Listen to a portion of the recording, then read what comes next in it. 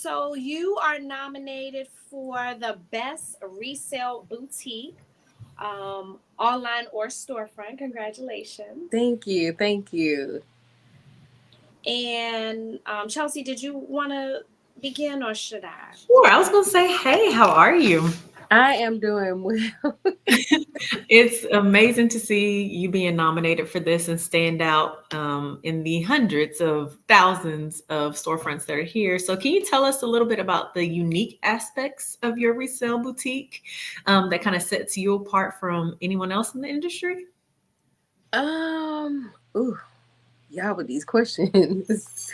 um, Unique aspects. I would say, and it's not to say that everybody else don't have it, but one of the things that I'm big on with my boutique, whether you see me online or you see me at a pop up, I had a brief moment where I was at a um antique thrift mall.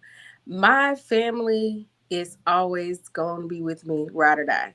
My husband, my kids, Lady Q's Corner is a family oriented boutique. They are my biggest supporters, sometimes my biggest shoppers.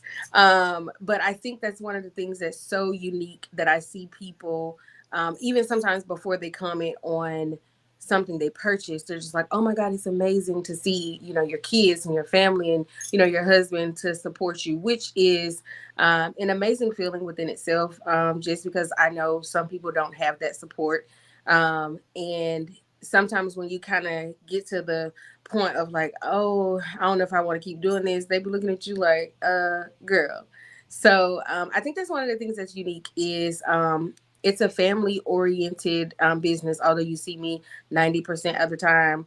But my squad is always rooting for me and helping push me along in the background all the time.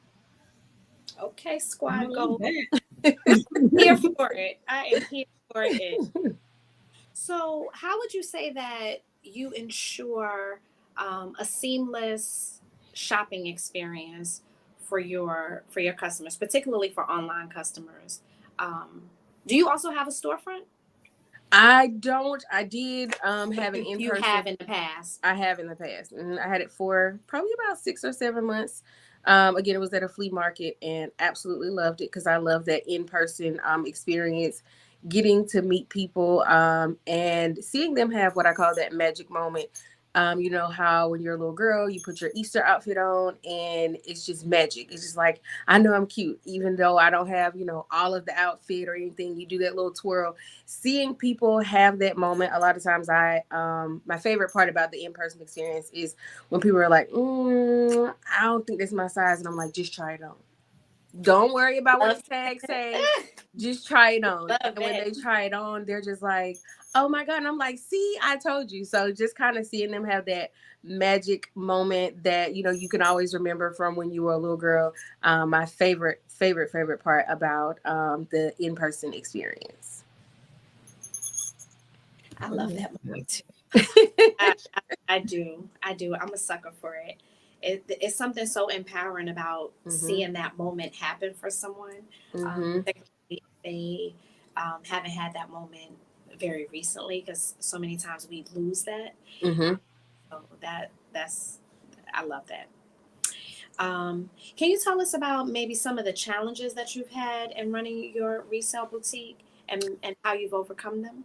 Oh, biggest challenge I've had while running my business is having to shut down twice. I moved from Tennessee to Georgia, so for probably about a good 8 to 10 months, I was not doing lives, but I did not miss a beat, because my shoppers did not miss a beat. Having the online experience, not just the resale part, but having them be able to go to my website. If I don't show up, they're in the comments like, "Girl, where you at?" So it was a big transition because I sold like 90% of my inventory. And I let my shoppers know, like, hey, y'all not gonna see me in front of the camera for quite a few months. But they still shop my website because I also offer drop shipping. So they shop my website. I'm a very transparent person. So I underwent 2 surgeries. And while my shoppers were reaching out, checking on me. They were still shopping. I was able to create a in-house boutique experience, just from, you know, the funds from not even being live before the screen. So it was a challenge, because I constantly had to make sure that I kept my shoppers updated and make sure that the website was updated. And I think it's important to always have that feedback to know, like, okay, how can I improve? How can I change this? Because every negative is not necessarily a negative. You can always flip it and be like, okay, I understand. I see where you're coming from. I see how I can change that. But the biggest challenge was definitely moving from one state to the next, because it was a blank slate when I moved into my new home. It was like, how am I going to decorate it? Things, you know, change as far as taxes wise. One state didn't have to cover certain taxes and another state did. That was probably the more challenging thing, because there were a lot of things on the forefront as well as the background that I had to kind of do more research to stay on top of. That's a lot. So, but one of the things that I'm really, really hearing you talk about in there, is the power of having diversification in your business. Mm-hmm. Because one, system had to shut down to re- Absolutely.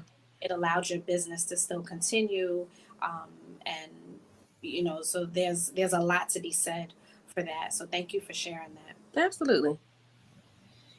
I was going to say, when I heard you speak, I hear about how you created this experience for all of your customers that not only were they loyal to you to stay and to persevere, but they also supported you in that time. So Mm-hmm. I guess finally I'd ask, why should the community vote for you? I feel like that's a loaded question. Honestly, because it's kind of, I guess to me, kind of selfish. Like, oh, this is why you vote for me. Why you should vote for me. I think everybody is so deserving. I was brought to tears. You would have thought that I won an Oscar just for being nominated. Like, I called my mom. I woke my husband up out of his sleep. I stopped my daughter while she was doing an exam, and I was just like, oh my God. Like, I wanted everybody to celebrate in with me. So I can't necessarily say that there's a this is why you should vote for me. I just want people to, you know, continue to shop. And I always say, even if you don't buy anything from me, I just want to be able to bless you in some way, whether it's something that I said that blessed your spirit, whether you just needed to hear my voice, if you found some great and amazing clothes. Being nominated is a win all within itself, just because you can reach so many people, and just feel the love. Like, I mean, again, total shocker to even be nominated. But it just kind of, you know, let you know that, okay, I'm doing a little something, something right. So if they are moved to vote for me, I would be absolutely, you know, floored by it. But I can't say this is why you should vote for me, just because I think that they saw something enough to even nominate me. So I just want people to continue to um, have the Lady Q experience and come and get what you need, regardless if it's clothes, you know, me putting a smile on your face, or just doing something to make your day. They're all so selfless. Like, this is gonna be like, literally everybody's like, oh, not me. I love, that's part of what makes the community just really thrive, and Mm-hmm. obviously why you've been nominated. So Mm-hmm. thank you for joining us. Thank you for sharing, Thank you for having me. and thank you for the transparency. That's Yes.